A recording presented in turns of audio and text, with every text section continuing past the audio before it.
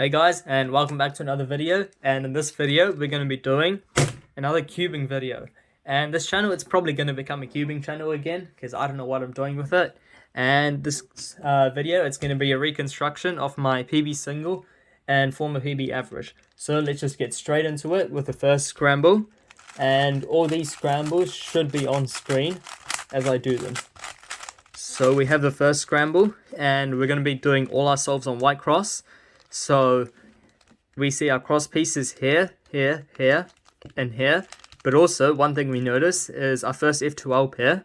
You have the corner here and the edge piece there. So what you can actually do, you can move this pair away so that when you insert blue, the pair doesn't get affected.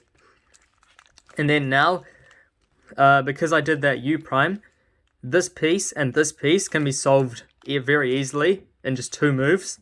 And when I actually insert green like that, it actually pairs the two pieces up. So you see this pair, and normally in F2L you would just do that to insert them, but because we're in the cross, you just need one move to insert, pair them up and then insert. So you just do that, and then you have this pair solved with the edge in one move, and then you have the last piece on top. So you move that so it matches the center, and then as I was doing the last R2, I actually saw this corner and this edge, which need to go together. And what I did is I did the R, and then I moved the pair away, and then I did the last R, and that solves the cross. It solves the X cross actually, and you have a 3-move insert. And I don't use too many extra moves, so it was quite a nice cross solution. So I solved these two in 3 moves, and now we have this pair. And what I do for this pair, it's not a great case because I have to rotate. So what I do is I move the edge to the top like this, then I rotate and solve them. And now we have one of the worst F2L cases where we have our corner solved and our edge flipped. So what I do is a special algorithm which goes like this, and that solves the edge. And now we have OLL, and one thing I know about this OLL is that this block and this block stay preserved. So when I do the OLL, just like that, you get a PLL skip. And that's the whole solve. This was my best solve with the average, and at the time my PB single of 6.2. So let's just get to the next solve right now.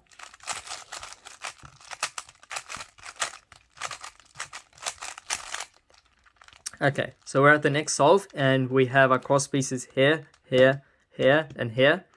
So one thing I noticed is that red and blue can be solved relative to each other, but first you have to move them away so that when you insert orange you can do those moves. So I move the two away. Actually, I solve it from the back. So I move these two pieces away, then I insert orange like this, and then when I said I can solve them relative to each other, I move red down with an R prime, and then do a U prime to match the two up, and then in 2 moves I just insert red and then insert blue.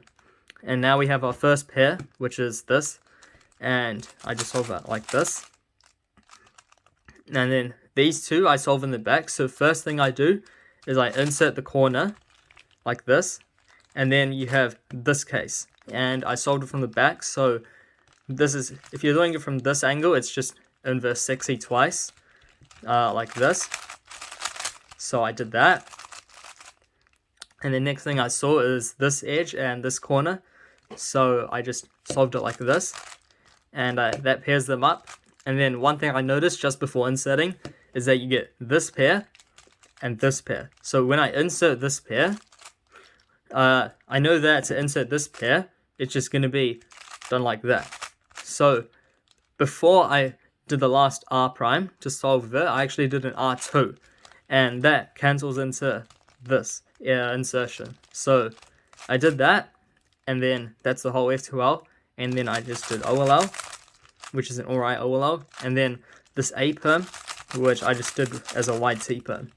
And that's the whole solve, and let's just get on to the third solve of the average, which was actually the worst solve of the whole average. And this is it. So this is not a great cross, but one thing I noticed is that you can do it in a weird way where you have the cross pieces here, here, here, and here. So what I did with the red piece is I moved it so that when I insert green, they're solved relative to each other. And then I solved blue by itself, just like that. And then moved the cross and then solved orange, which wasn't the best cross solution, but it was what I had to work with the scramble. So next I saw this edge and this corner piece. So I moved it so that the edge is here. And then I have this case, which is just basically a double sexy move. So I did that. That solves this case. And then next thing I noticed is you have this corner and this edge. And it's just a 3-move insert into the back like this. And then next thing I saw was actually this edge and this corner. So what I did is I moved the corner out, and you have this 3-move insert like this. And then the last edge piece, what I could have done is actually do a sledgehammer and then you have a 3-move insert, but I didn't do that. What I did is I solved it like this to match the pair up and then insert. And then I have this wide soon and then a V-perm. And now it's time for the fourth solve. And this was my third best solve of the average. And let's just get into the scramble.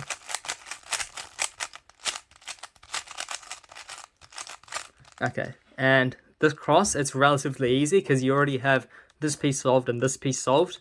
And you have the edge here and the other edge here. So what you can do, move the cross away and then solve this piece.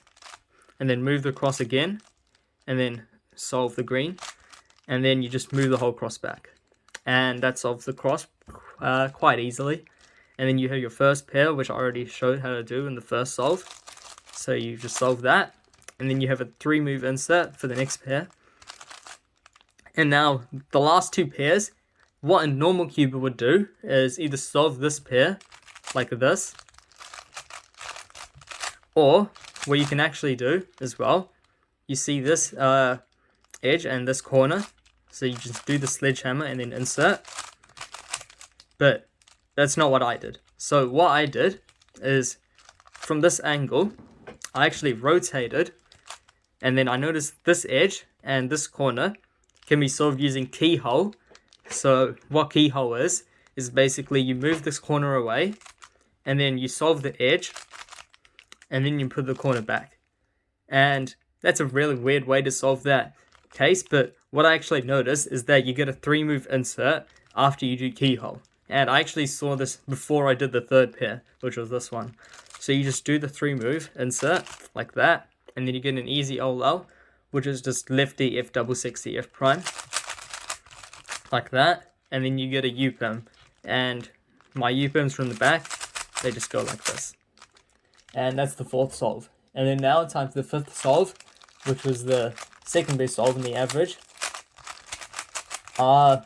This was actually a quite impressive solve for me, just because what I did in the solve. So what I noticed is you have a cross piece here and a cross piece here, and another one here, and the last one is matched up with the center here. So what you also notice is this edge here and this corner. So when I insert blue, you're going to get this pair right here. So I saw this in inspection. So I can solve blue and then move the whole cross and then solve red, and it doesn't actually affect this pair. So I actually did that and then put blue in, moved the cross, and then inserted red, and then I went straight into this first pair, which I saw in inspection.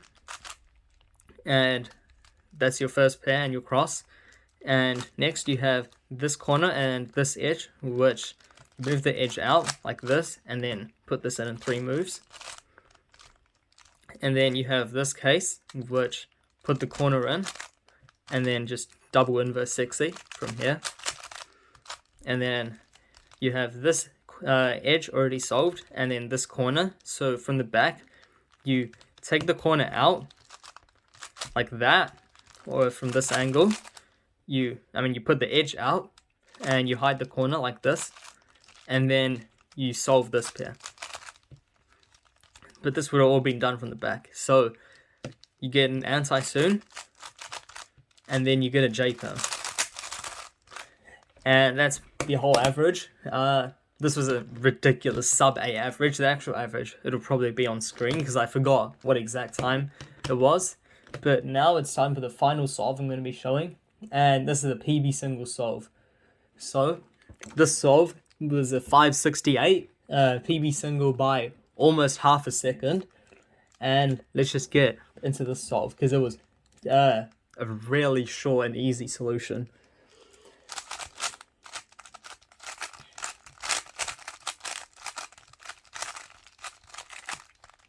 Okay, at first glance, this scramble doesn't look particularly easy. You have this cross piece already solved, this one, and then this one. So what I actually did, which is kind of weird, I moved red so that blue can be solved just like this, and I move red back, and then you have this edge and this edge, so I moved green so it's solved relative to orange like this, and then I moved the cross and then solved both of them.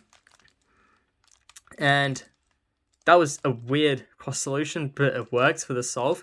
And I solved the cross, and then you have this 3-move insert, which was done like that. And then what I did is this corner and this edge. Oh, hold on, this is a miss scramble. Okay, it turns out that the last scramble wasn't actually a miss scramble, but we'll just be doing the cross quickly, but just one thing you have to change in the cross solution. So what I did at the start was right. You move this piece away, and then you solve blue, and then you put red back, and then you move green, so it's relative to orange, and then move the cross, and then what you just saw about 20 seconds ago is you put orange in first, but that's actually not true. What I did is I put green in first, and then I put in orange, and then you align the cross, and that's the cross solution instead. So you just you just solve green and then orange if you want to follow along with your cube. And you have this edge and this corner, so you just insert it like that, and then you have, for the next F2L, you have this pair and also this pair.